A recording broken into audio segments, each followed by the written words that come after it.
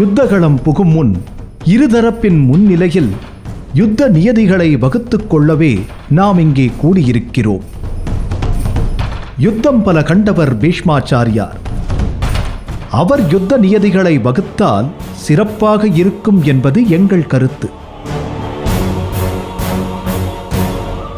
இருதரப்பும் இதற்கு உடன்பட்டால் நாம் பேச்சுவார்த்தையை தொடங்கலாம். யுத்த நியதிகள் யாவரும் அறிந்ததே. இதில் புதிதாக வகுக்க என்ன இருக்கிறது? தன்னன் தனியாக நின்று சாகச வித்தை காட்டும் அரங்கம் அல்ல யுத்தகளம். உன்னை போல் சிறுவர்கள் அறிந்து கொள்ள வேண்டிய யுத்த நியதிகள் அநேகம் உள்ளன. நானும் விராட நாட்டு மன்னர்தான். எனக்கும் போர் முறைகள் பற்றி நன்கு தெரியும். ஆனால் பிதாமகர் பேசும் பொழுது அவரை எதிர்த்து பேசுவது முறையல்ல.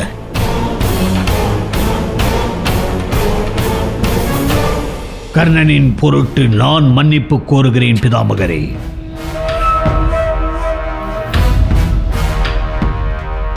நீங்கள் யுத்த நியதிகளை அவையில் எடுத்துரையுங்கள்.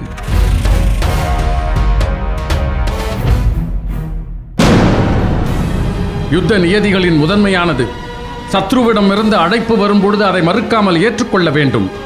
எவரிடமிருந்து அழைப்பு வந்ததோ அவரோடு சமர் செய்ய வேண்டியது ஒவ்வொரு வீரரின் கடமை. அடுத்தது, நிராயுதபாணியாக நிற்பவரிடம் ஆயுதம் ஏந்தி நிற்பவர் எந்த சூழலிலும் போர் புரியக்கூடாது. போர்க்களத்தில் காயம் ஏற்பட்ட வீரர்களுக்கு சிகிச்சை அளிப்பவரை எக்காரணத்தை கொண்டும் யாரும் தாக்கக்கூடாது. எந்த நேரத்திலும் எந்த சந்தர்ப்பத்திலும் யுத்தத்தில் இருந்து விலகிக் கொள்ளும் உரிமை யுத்தகளம் புகுந்த எவருக்குமே உண்டு.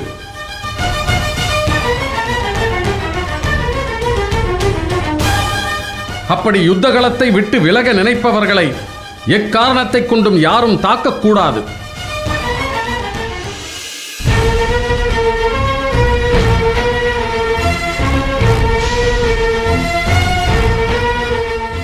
ஆதவன் மறையும் தருணம் யுத்தம் நிறைவுறும். ஆதவன் அஸ்தமித்த பிறகு எக்காரணம் கொண்டும் யாரும் யுத்தம் புரியக்கூடாது. அப்படி இரவில் போர் புரிய விரும்பினால் அதற்காக சிறப்பு அனுமதியை இருதரப்பினரும் பெற வேண்டும். சமமான பலமுள்ள படைகளோடு படைகளை மோத விடுவது யுத்த நியதிகளுக்கு முக்கியமானது. இதை இரு பிரிவினர்களும் கைக்கொள்ள வேண்டும். இவையே பொதுவான யுத்த நியதிகளாகும்.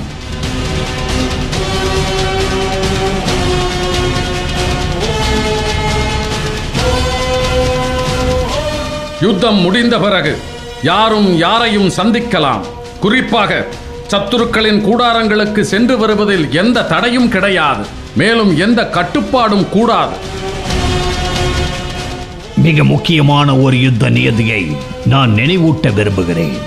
கூறலாம். எக்காரணம் கொண்டும் யுத்த களத்திற்குள் பெண்கள் அனுமதிக்கப்படக்கூடாது.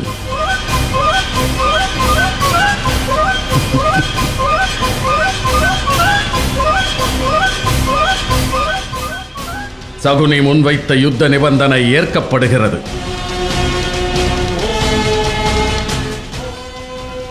பீஷ்மா, என் மகன் சிகண்டியினால் உனக்கு மரணம் நேரப்போவது உறுதி.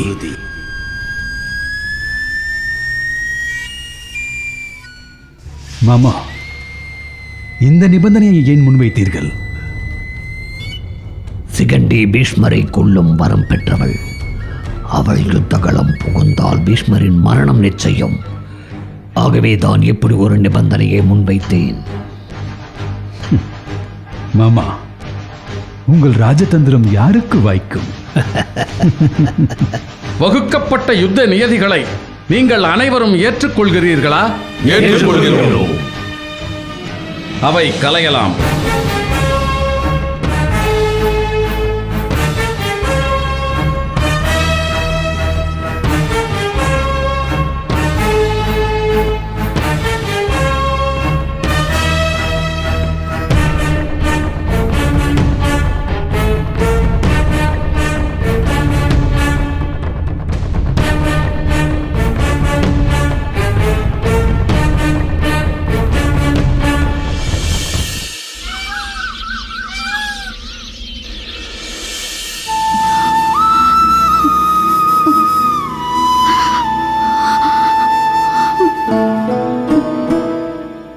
அக்கா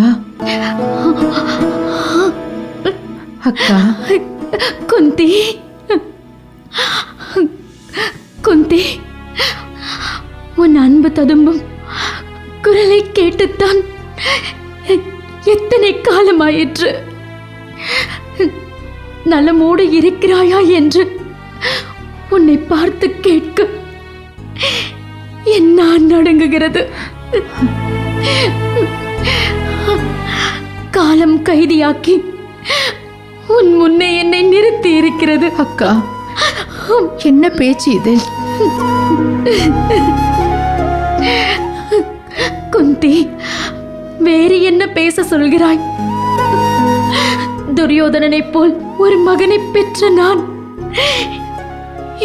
இப்படி குற்றவாளி போல் தலை குனிந்து தான் நிற்க வேண்டும். அக்கா, நீங்கள் குற்ற உணர்வை கைவிட வேண்டும். நடந்த தவறுகளுக்கு நீங்கள் எப்படி பொறுப்பாக முடியும்? துரியோதனனை பெற்றவள் நான் அல்லவா? அவனை வளர்த்தவள் நான் அல்லவா? அதற்காக நான் தான் எல்லா தவறுகளுக்கும் பொறுப்பேற்க வேண்டும். பரிகாரம் தேட வேண்டும் குந்தி. துரியோதனனை இத்தனை வன்மம் படைத்தவனாக வளர்த்ததற்கு நீதான் என்னை மன்னிக்க வேண்டும். அக்கா, என்ன வார்த்தை சொல்லிவிட்டீர்கள்? யார் யாரை மன்னிப்பது? நடந்த தவறில் என் புத்திரர்களுக்கும் பங்கு இருக்கிறது. உன் அரும் பண்பும் குணமும் யாருக்கு வாய்க்கும்? இத்தனை நடந்த பின்பும் நீ அத்தினாபுரத்தில் இருப்பது எனக்கு சந்தோஷத்தை கொடுக்கிறது. நான் நினைத்த போது உன்னை சந்திக்கும் வாய்ப்பை கொடுத்தாயே, உனக்கு நன்றி. அக்கா, நான் கூட சுயநலமாக பல நேரங்களில் சிந்தித்திருக்கிறேன். ஆனால் என்றுமே நடுநிலையில் தனுஷின் முள் போல் நிற்பவர் நீங்கள்.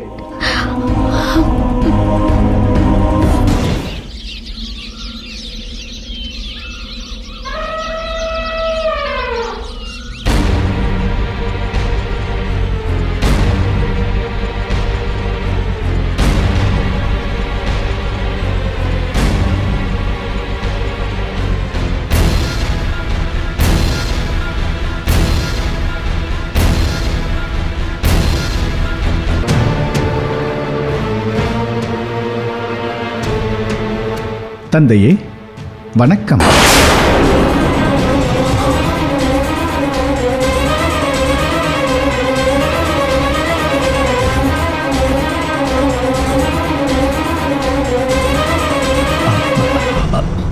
மகனே உலூகா, நீ எதற்காக அத்தினாபுரம் வந்தாய்? என்னவாயிற்று தந்தையே? ஏன் இப்படி பதபதிக்கிறீர்கள்? அதுவல்ல விஷயம். அத்தினாபுரத்தில் போர் பிரகடனம் செய்யப்பட்டுள்ளது. இந்த நேரத்தில் உன்னுடைய வருகை பெரும் குழப்பத்தை விளைவிக்க கூடும். அதனால் தான் பதறுகிறேன். என்னால் குழப்பமா? என்ன தந்தையே கூறுகின்றீர்? என் தந்தையாகிய உங்களையும் அத்தை மற்றும் மாமாவையும் கண்டு செல்லும் உரிமை எனக்கில்லையா? அனைத்து உரிமையும் உனக்கு உள்ளது. ஆனால் காலம் உள்ளர்த்தத்தை வேறுபடுத்தி காட்டும் நேரம் இது. காந்தார தேசத்தை விட்டு நீங்காதவன் நீ. இப்போது உன் வருகைக்கு யாராவது உள்நோக்கம் கற்பிக்க கூடும். வந்தது வந்து விட்டாய். என்ன விஷயம் கூறு. தந்தையே, தாங்கள் காந்தார தேசத்தின் அரசர். ஆனால் ஒரு நாள் கூட நம் தேசத்தை ஆண்டதில்லை. நாட்டை மறந்து நம் மக்களை மறந்து அத்தினாபுரத்திலேயே பலியாக கிடந்தீர்கள். கிடந்தது போதும். யுத்தம் உறுதியாகிவிட்டதல்லவா? இனி குரு வம்சத்தின் அழிவை யாராலும் தடுக்க முடியாது. பாண்டவர்களும் கௌரவர்களும் யுத்தத்தில் சண்டையிட்டு மடிவார்கள். இது நாம் வேடிக்கை பார்த்து கொண்டாட வேண்டிய தருணம். வயதை காரணம் காட்டி நீங்கள் யுத்தத்திலிருந்து ஒதுங்கிவிடுங்கள். இதனை அறிவுறுத்தவே நான் இங்கு வந்தேன். மகனே உலூகா, உன் கணிப்பு தவறு. இப்போதுதான் அழிவிற்கான அஸ்திவாரம் போட்டுள்ளேன். அதை உடனிருந்து கட்டி எழுப்ப வேண்டியது அவசியம். பாண்டவர்களுக்கும் கௌரவர்களுக்கும் இடையே மூண்டுள்ள பகை இப்போதுதான் பற்றி எரியத் தொடங்கி உள்ளது. அந்த நெருப்பை அணைய விடாமல் உடனெழுந்து ஊதிக்கொண்டே இருக்க வேண்டும். அப்போதுதான் பகை என்னும் கொடும் தீ பற்றி எரியும். அந்த நெருப்பில் நானே கூட என்னை பலி கொடுக்க வேண்டியிருந்தாலும் இருக்கலாம். தந்தையே, உண்மைதான். நான் என்னுடைய தந்தை சுவலாவிற்கு, அதாவது உன்னுடைய தாத்தாவிற்கு செய்து கொடுத்த சத்தியத்தை நிறைவேற்ற வேண்டும். அந்த குரு வம்சத்தை அழிக்க வேண்டும் என்ற எண்ணத்துடன் உன் மனம் வைராக்கியத்தில் நிலைத்திருக்கட்டும்.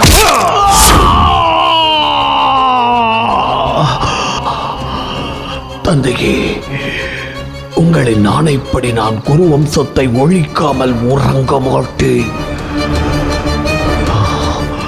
நம் வம்சத்தை அழித்த பீஷ்மனின் வம்சத்தை அழிக்காமல் விடமாட்டேன். அதுதான் பிறப்பின் லட்சியம். குரு வம்சத்தின் அழிவே நம் குலத்தின் கனவு. அதை மறந்து விடாதே. இனி சந்திரவம்சத்தின் அழிவை யாராலும் தடுத்து நிறுத்த முடியாது. தந்தையே, இனி தாங்கள் விலகி இருக்கலாமே.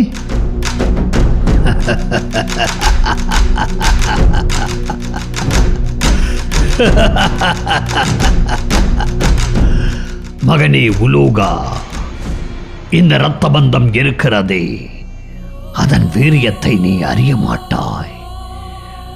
அது எப்போது வேண்டுமானாலும் பகை மறந்து பற்றிக் கொள்ளும். மேலும் பாண்டவர்களுக்கும் கௌரவர்களுக்கும் இடையே ஏற்பட்டுள்ளது இரு நாடுகளுக்கான பகை அல்ல, சகோதரர்களுக்குள் உண்டான சண்டை. அது எப்போது வேண்டுமானாலும் உறவாக மாறலாம். யார் வேண்டுமானாலும் விட்டுக் கொடுக்கலாம். பகை மறந்து மீண்டும் உறவு மலரும் வாய்ப்பு இங்கே இன்னும் இருக்கிறது. எனவே நாம் இப்போதுதான் மிகுந்த எச்சரிக்கையாக இருக்க வேண்டும். நம் மஞ்சத்தை தீர்க்க வேண்டும் என்றால் நானும் இந்த யுத்தத்தில் பங்கெடுத்து தீர வேண்டும். எனக்கு புரிகிறது தந்தையே. இந்த சூழ்நிலையிலும் என் மீது இத்தனை அன்பு பூண்டுள்ளீர்கள். நாம் இன்று போல் என்றும் இதே அன்போடும் இதே புரிதலோடும் ஒற்றுமையாக இருக்க வேண்டும். நான் என் புத்திரர்களை இழந்தாலும், நீ உன் புத்திரர்களை இழந்தாலும் நமக்குள் எந்த பிளவும் ஏற்படக்கூடாது.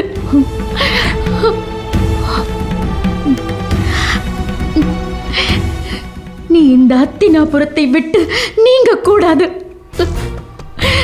அக்கா, என் எண்ணமும் அதுதான். உங்கள் விருப்பப்படியே ஆகட்டும். குந்தி, நீ என்னை காண விரும்பும் போது விதுரனிடம் சொல்லிவிட, நான் ஓடி வருகிறேன். அக்கா, குந்தி, குந்தி.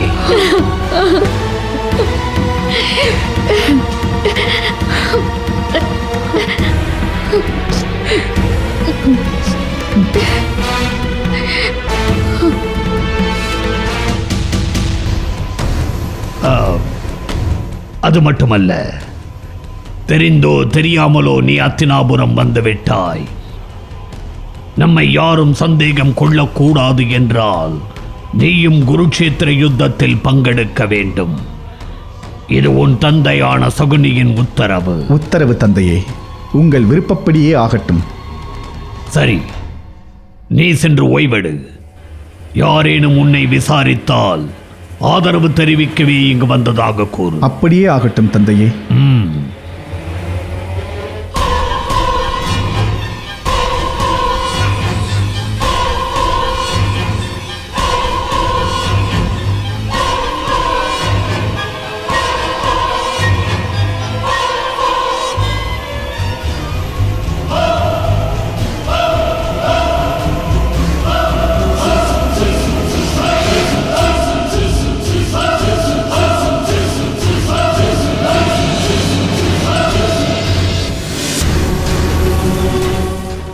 சகுனி,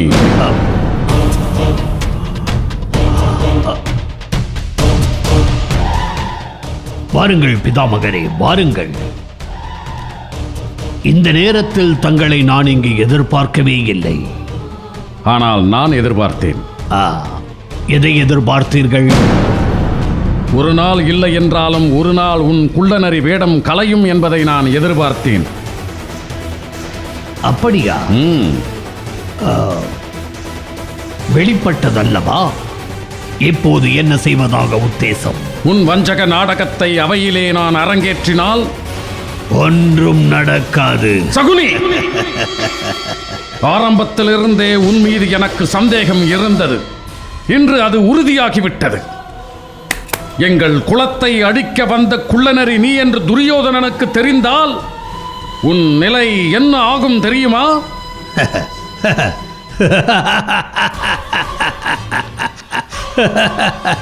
பிதாமகரே, துரியோதனன் என்ன? இந்த நாட்டின் சக்கரவர்த்தி திருதராஷ்டிரரிடமே கூறுங்கள், அரசி காந்தாரியிடம் கூறுங்கள், இல்லை கௌரவர்கள் 100 பேரிடமும் தனித்தனியே கூறுங்கள். தாங்கள் நினைப்பது போல் ஒன்றும் நடக்காது. இவர்கள் எல்லோரும் என் மகுடிக்கு ஆடத் தொடங்கி பல காலமாகிவிட்டது. எப்போது அவர்களே நினைத்தாலும் அவர்களால் ஆட்டத்தை நிறுத்தவே முடியாது. ஏனென்றால் என் செயல்களில் என் சுயநலம் ஒரு பங்கு என்றால் துரியோதனனின் நலம், விருப்பம், அபிலாஷை 99 பங்கு. அதனால் உங்கள் பேச்சு எடுபடவே எடுபடாது. சகுனி, நீ யாரிடம் பேசுகிறாய் என்பதை மறந்துவிட்டு பேசிக் கொண்டிருக்கிறாய். பீஷ்மன் இந்த அத்தினாபுரத்தின் காவலன், இந்த அத்தினாபுரத்திற்காக எதையும் செய்ய தயங்காதவன். இப்படி குரூரமாக சிந்திக்கும் உன் தலையை இப்பொழுதே கொய்து விடுவேன் தெரியுமா? பிதாமகரே, தங்களின் கையால் வீர மரணமடைய நான் இப்போதே ஆயத்தமாக இருக்கிறேன்.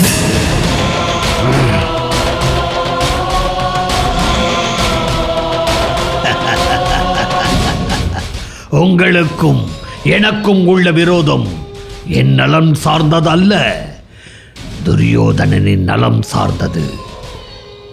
என் தலையை சீவுங்கள் பிதாமகரே.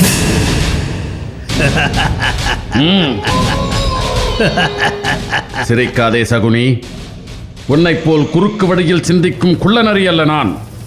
யமனையை எதிரே வந்தாலும் எதிர்த்து நின்று போராடும் பீஷ்மன் நான். உன் குயத்தையும் நீ போடும் நாடகத்தையும் இந்த குருவம்சத்தை அடிப்பதற்காக காந்தாரத்திலிருந்து அத்தினாபுரம் வந்த அனைத்தையும் அறிந்து நான் ஏன் உன்னை விட்டு வைத்திருக்கிறேன் தெரியுமா? உன் தங்கை மேல் உள்ள பாசத்தால். பாசம்? சிரிக்காதே. நீ நினைப்பது நடக்காது. இந்த குருவம்சத்தை உன்னால் அழிக்க முடியாது. இந்த குருவம்சம் தடைப்பதை பார்த்துவிட்டுதான் இந்த பீஷ்மன் கண்ணை மூடுவான்.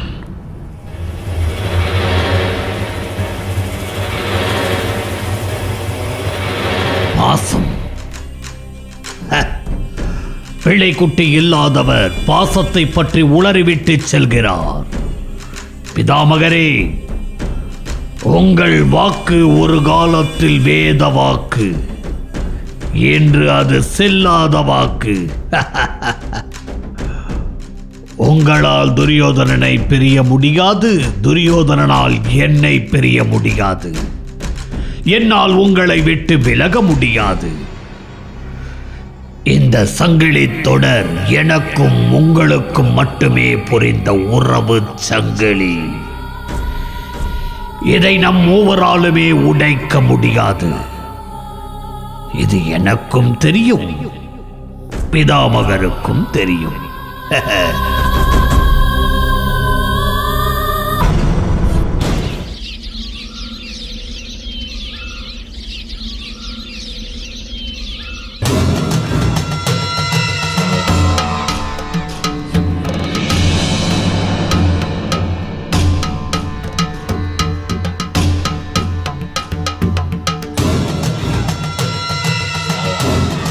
கிருஷ்ணா,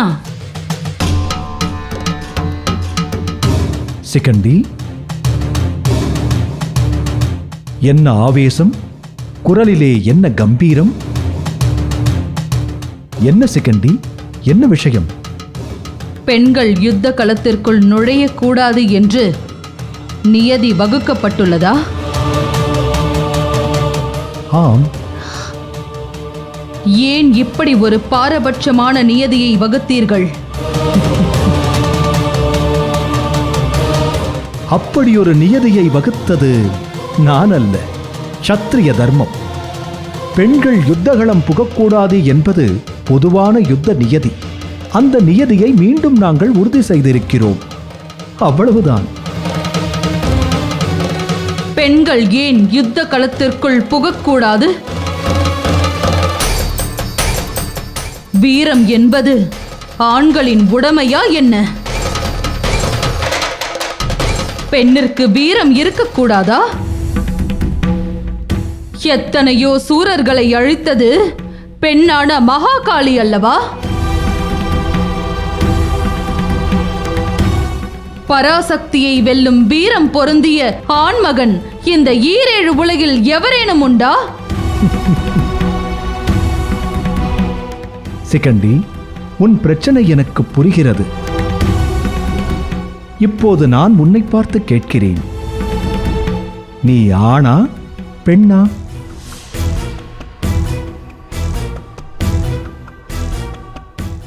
கூறு சிகண்டி, நீ ஆணா பெண்ணா?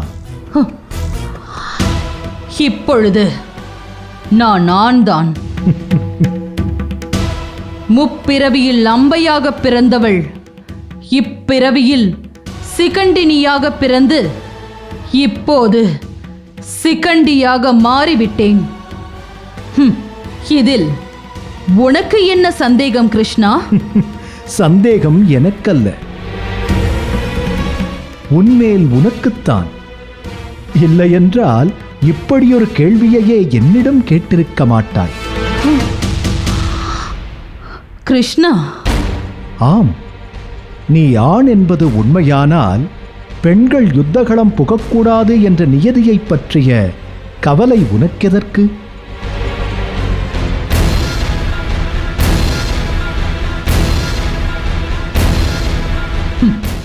கிருஷ்ணா, நீ கூறுவது சரிதான்.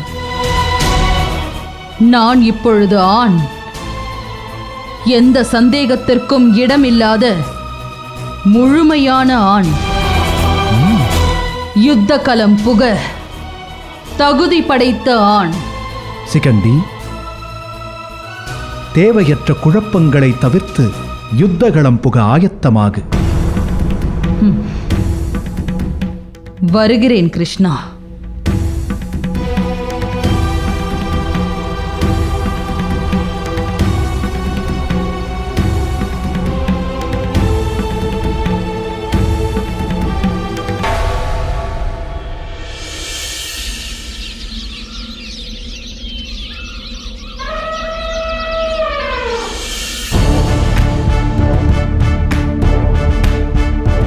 அரசருக்கு என்னுடைய பணிவான வணக்கம். அவையில் கூடியிருக்கும் ஆன்றோர்க்கும் சான்றோர்க்கும் பிதாமகருக்கும் ஆச்சாரியர்களுக்கும் என்னுடைய பணிவான வணக்கம். நடக்கவிருக்கும் குருஷேத்திர யுத்தத்தில் அதிரதர்கள் யார் என்பதை தேர்ந்தெடுக்கவே நாம் அனைவரும் இங்கே கூடியிருக்கிறோம்.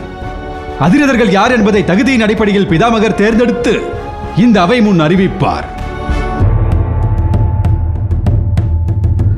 அவையோர்களே, பாண்டவர்கள் போர் பிரகடனம் செய்துவிட்டார்கள். நாமும் பாண்டவர்களிடமிருந்து யுத்த தாம்பூலமும் வாங்கிவிட்டோம். என்னையும் கௌரவர்களின் சேனை தளபதியாகவும் நியமித்து விட்டீர்கள். அடுத்ததாக யுத்த முனையிலே தன்னன் தனியாக நின்று போரிடும் அதிரதன் யார் என்பதை தீர்மானிக்கும் இடத்திற்கு வந்திருக்கிறோம். ஏனெனில் தளபதிக்கு அடுத்து யுத்தத்தில் வெற்றியை நிர்ணயம் செய்வதும் அதிரதன் தான். ஆகவே இப்பொழுது நான் அதிரதர்களின் பெயர்களை அறிவிக்கப் போகிறேன்.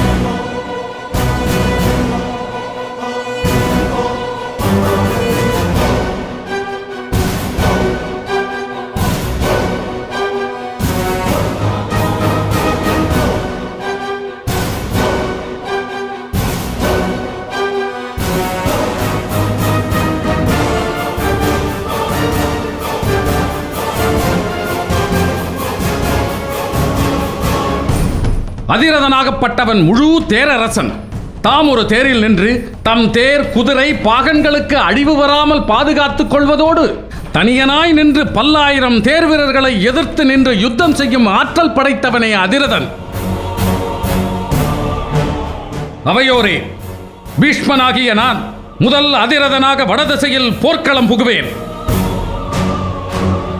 அடுத்த அதிரதனாக துரோணாச்சாரியார் தென் திசையை காத்து நின்று போராடுவார். அடுத்து துரோணாச்சாரியாரின் புதல்வன் அஸ்வத்தமன் மேற்கு திசையில் அதிரதனாக நின்று போர் புரிவான்.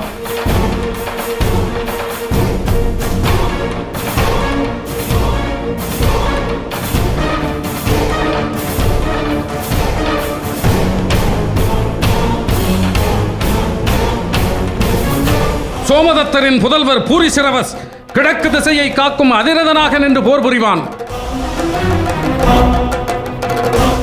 பிதாமகரே, எதை அடிப்படையாக கொண்டு தாங்கள் அதிரதர்களை தேர்ந்தெடுத்தீர்கள் என்பதை நான் அறிந்து கொள்ளலாமா? கௌரவ சேனையின் தலைவன் நான். வீதியிலே செல்லும் உடவனை கூட அதிரதனாக்கும் ஏக போக உரிமை எனக்குள்ளது. ஓ, அப்படியானால் தாங்கள் தேர்ந்தெடுத்துள்ள அதிரதர்கள் அனைவரும் முடவர்கள் என்பதை தாங்களே ஒப்புக்கொள்கிறீர்கள், அப்படித்தானே? கர்ணா, உன் குதர்க்கமான பேச்சை உன் நண்பனோடு நிறுத்திக்கொள். என்னிடம் விளையாடாதே. உங்கள் செயலில் உண்மை இருந்தால் எதற்காக நீங்கள் கோபப்பட வேண்டும்? நிதானமாக எனக்கு விடையளித்திருக்கலாமே. என்ன விடை உனக்கு தெரிய வேண்டும்? ஓ, வயோதிகம் மறதியை ஏற்படுத்தி விட்டது போலும். பரவாயில்லை, மீண்டும் கேட்கிறேன். எந்த அடிப்படையில் தாங்கள் அதிரதர்களை தேர்ந்தெடுத்தீர்கள்? இதுதான் என் கேள்வி. குலம், வீர பாரம்பரியம், அனுபவம், இந்த மூன்றின் அடிப்படையில்தான். இந்த மூன்றில் எதுவும் உன்னிடம் இல்லை என்பது உனக்கே தெரியும்.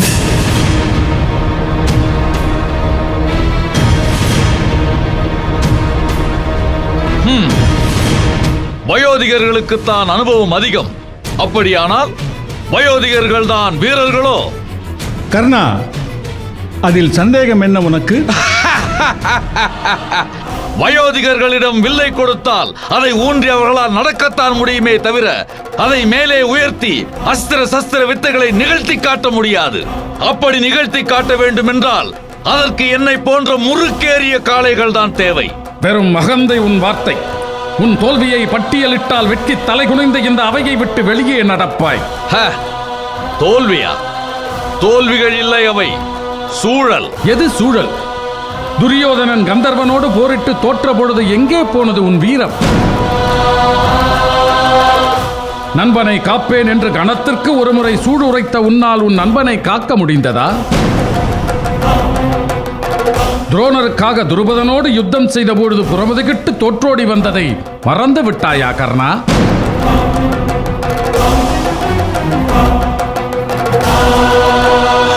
நண்பா, சூழலின் காரணமாக தோல்வியை தழுவியதை கூறி நம்மை அவமானப்படுத்துகிறார் உன் தாத்தா. தாத்தா, எங்கள் தோல்வியை பட்டியலிட்டு காட்டவா இந்த அவை கூட்டப்பட்டிருக்கிறது? உன் நண்பன் வாயை மூடிக்கொண்டிருந்தால் நான் எதற்காக பழங்கதைகளை கிளறப் போகிறேன்? துரியோதனா, பிதாமகரின் கூற்றில் உண்மை உள்ளது. கர்ணன் வெற்றுக்கூச்சல் போட்டு தன் வீரத்தை நிலைநாட்ட துடித்துக் கொண்டிருக்கிறான். மின்மினிக்கும் தீப்பந்தத்திற்கும் நிறைய வேறுபாடுகள் இருக்கிறது. திறந்த வெளியில் பானம் விடுவது வெறும் வான வேடிக்கை. அதில் வீரம் ஒன்றும் இல்லை. வெறும் கூச்சல், அதில் வீரம் இல்லை. என்னிடம் அறைகூவல் விடும் எவருக்கேனும் நெஞ்சிலே துணிவிருந்தால், தோளிலே திணவிருந்தால், மார்பிலே உரமிருந்தால் இக்கணமே என்னோடு யுத்தம் செய்து பார்க்கட்டும். இக்கணமே இந்த கர்ணன் யார் என்பதை நிரூபித்து காட்டுகிறேன். கர்ணா,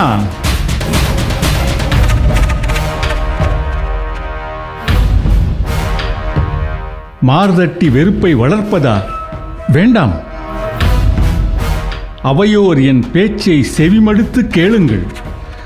நம்மை விட எத்தனையோ யுத்தங்களை கண்டவர் பீஷ்மாச்சாரியார். தளபதியாக பொறுப்பேற்றிருக்கும் அவருடைய சொல்லுக்கு கட்டுப்படுவதே நம் எல்லோருக்கும் நல்லது. கர்ணா, யுத்தம் தொடங்கும் இவ்வேளையில் இப்படி நமக்குள் சச்சரவு செய்து கொள்வது நல்லதல்ல. துரியோதனா, உனக்கு உன் நண்பன் முக்கியமானவனாக இருக்கலாம். ஆனால் இது யுத்தம் குறித்து வாதிக்க கூட்டப்பட்ட அவை. இதில் வெற்றியோ தோல்வியோ இரண்டை தவிர நம்மில் யார் உயர்ந்தோர் என்பது இல்லை. இதை உன் நண்பன் கர்ணன் உணர்ந்து கொள்ள வேண்டும். சோமதத்தர் மிக சரியாக கூறினார். ஒருவேளை பிதாமகர் யுத்தகலத்தில் போர் புரிய எந்த பிரிவிற்கும் என்னை தேர்ந்தெடுக்கவில்லை என்றாலும் நான் வருந்த மாட்டேன். ஏனென்றால் சேனாதிபதியின் கட்டளைக்கு கீழ்ப்படிபவன் நான். இங்கே தான் என்ற முன்முனைப்பு தேவையற்றது. உன் நண்பனின் அகங்காரம் இந்த சபையின் நோக்கத்தை சிதைக்கின்றது.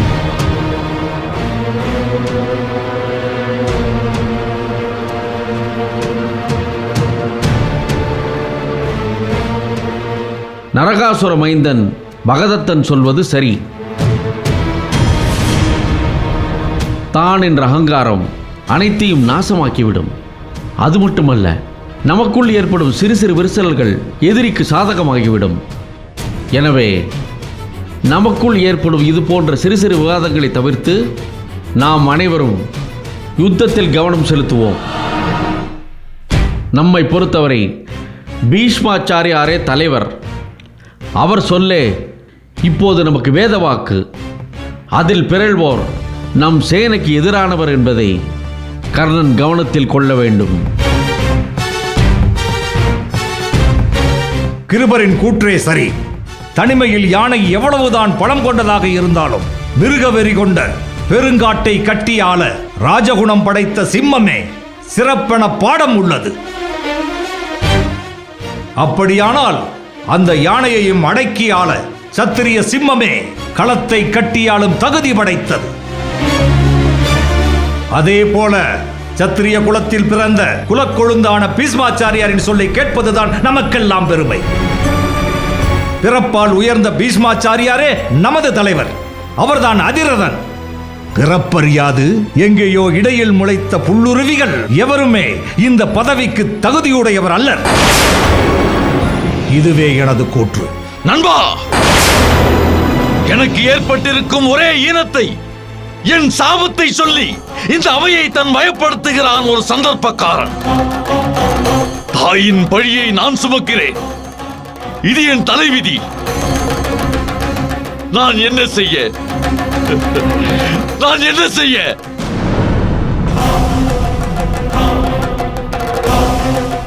கர்ணா, நீ மாவீரன். எதற்கும் கலங்காதே. எனது நலமே உனது குறிக்கோள். பொறுத்திரு, உன் பெருமை உயரும். உனக்காக, நம் நட்புக்காக இந்த அவை முன் நான் மன்றாடுகிறேன்.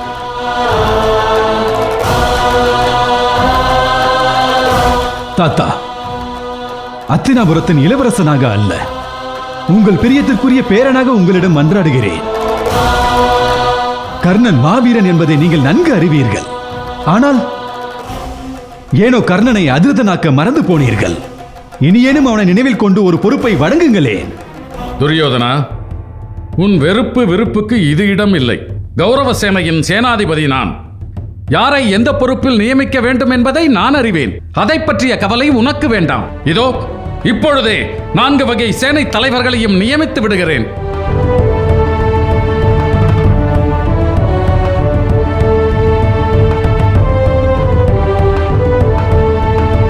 அதிரரை அடுத்த நிலையை அடைபவர் மகாரதர். 11,000 தேர் வீரர்களோடு யுத்தம் செய்யும் ஆற்றல் உடையவர். சல்லியன், பகதத்தன், சோமதத்தன் ஆகிய 3 மா வீரர்களையும் ஒரு தேர் கொண்டு மட்டும் போர் புரியும் மகாரதர்களாக நியமிக்கிறேன்.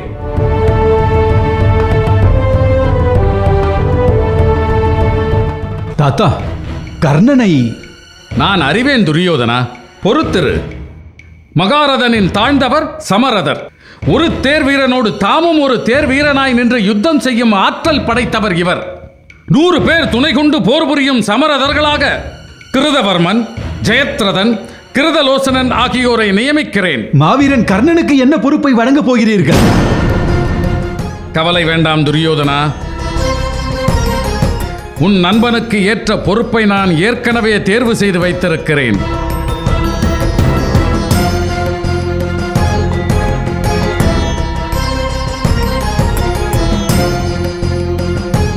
படைத்தொகுதியில் பெரும் கூட்டத்தோடு கூட்டமாக நின்று போர் புரியும் கடைநிலை வீரனாக அர்த்தரதனாக கர்ணனை நியமிக்கிறேன்.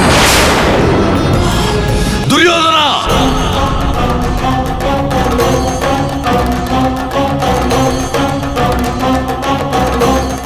நான் அர்த்தரதனா? சொல் நண்பா, நான் அர்த்தரதனா? கூட்டத்தோடு கூட்டமாக நின்று போர் புரியும் கோழைகளில் ஒருவனா நான்? பீஷ்மாச்சாரியாரே, உங்களுக்கு நெஞ்சிலே துணிவிருந்தால், நீங்கள் நினைத்தபடி நான் அர்த்தரதனாக இருந்தால், கேவலம் அர்த்தரதனாக இருந்தால், தாங்கள் அதிரதர்களின் தளபதியாக இருந்தால், நேருக்கு நேர் நீங்களும் நானும் மல்யுத்தம் செய்யலாமா? சொல்லுங்கள். துரியோதனா, உன் நண்பனை அடக்கு, இல்லையேல் பீஷ்மாச்சாரியாரை நாம் இழக்க வேண்டியிருக்கும். கர்ணா, என் மீது ஆணை, அமைதியாக இரு. அப்படியானால் நான் அர்த்தரதனா?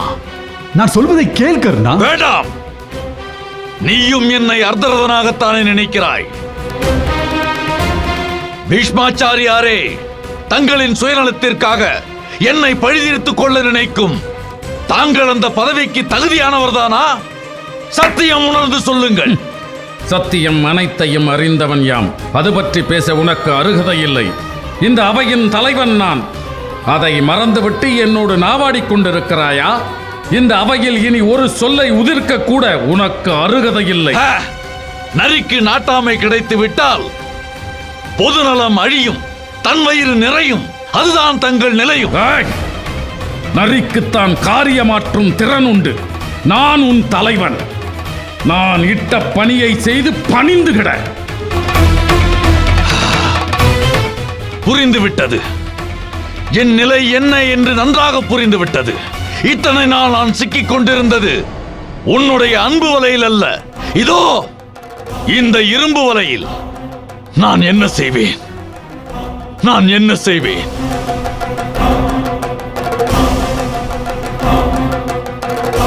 அவையோர்களே, இப்போது நான் சூளுரைக்கிறேன். இந்த பிதாமகர் பதவியேற்று நடத்தும் போர்க்களத்தில் அர்த்தரதனாகவோ அதிரதனாகவோ நான் போர் புரிய போவதில்லை. இவர் இல்லாத யுத்த களத்தில் தான் என் வில்லும் அம்பும் எதிரிகளை வீழ்த்தும். என் நண்பனுக்கு வெற்றியை தேடித்தரும். இப்போது சொல்கிறேன், பிதாமகர் இருக்கும் வரை நான் யுத்த களத்தில் போர் புரிய மாட்டேன். கர்ணா, அப்படி கூறாதே. ஆம், அதுதான் உண்மை, அதுதான் சத்தியம். என்னை தடுக்காதே. இனியும் நான் இந்த அவையில் இருக்க மாட்டேன். நீ என்ன இந்த அவையை விட்டு செல்வது? கர்ணா, கௌரவ சேனையின் தளபதியாக நான் சொல்கிறேன், நீ இப்பொழுதே இந்த அவையை விட்டு செல். துரியோதனன் இட்ட உணவை உண்டு பிழைத்தாய் என்பதற்காக உனக்கு அர்த்தரதனாக நின்று போரிடும் வாய்ப்பை கொடுத்தேன். அதையும் தவறவிட்டு விட்டாய். உன் அகந்தை உன்னை அடித்தது. இப்பொழுது சொல்கிறேன், என் காலில் விழுந்து கதறினாலும் குருஷேத்திர யுத்தத்தில் உன்னை யுத்தம் செய்ய அனுமதிக்க மாட்டேன். இந்த பீஷ்மன் யுத்த களத்திலே இருக்கும் வரை நீ யுத்த களம் புக முடியாது. வெளியேறு. பார்த்தாயா? பார்த்தாயா? கர்ணா, கர்ணா, கர்ணா!